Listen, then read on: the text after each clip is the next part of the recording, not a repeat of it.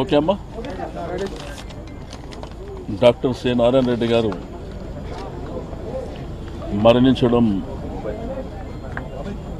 తెలుగు జాతికి తీరని లోటు.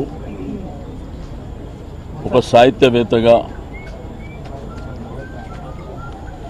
జ్ఞానపీఠ అవార్డు గ్రహీత, పద్మశ్రీ, పద్మభూషణ్, యూనివర్సిటీస్లో కూడా ఎన్నో డాక్టరేట్లు తీసుకున్నటువంటి తెలంగాణ ముద్దుబిడ్డ, కరీంనగర్ జిల్లాలో 1931లో జన్మించినటువంటి డాక్టర్ సి నారాయణ రెడ్డి గారు సాహిత్యవేత్త. ఈరోజు సంగీతం, సాహిత్యం అనేది మరి ఏ విధంగా తెలుగు వాళ్ళు ఆస్వాదిస్తారో మనందరికీ తెలుసు. మరి రాజ్యసభ సభ్యునిగా కూడా రాష్ట్రపతి గారి చేత నామినేట్ అయినటువంటి వ్యక్తి. మరి వారి అకాల మరణం తెలుగు జాతికే తీరని లోటు.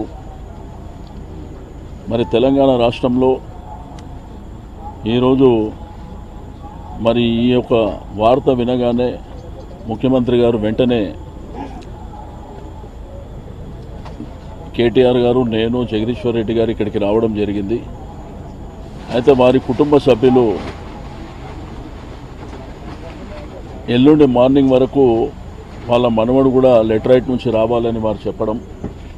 అయితే డే ఆఫ్టర్ టుమారో 11 గంటలకు మహాప్రస్థానంలో ఈ కార్యక్రమం ఉంటుంది కాబట్టి ప్రభుత్వం అధికార లాంఛనాలతోనే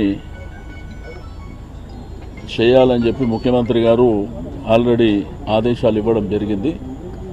మరి నారాయణ రెడ్డి గారు మరణించడం అనేది మనకు చాలా తీరని లోటు అని చెప్పి ఆ రోజు 1931లో మొట్టమొదటిసారి ఒక పాట రాయడం, తద్వారా వెనక్కి తిరిగి చూడకుండా మరి తన సాహిత్యం అనేది ఎంతోమంది ఆస్వాదించేటువంటి సాహిత్యం, ఎంతోమంది అభిమానులు వారికి ఉన్నారు.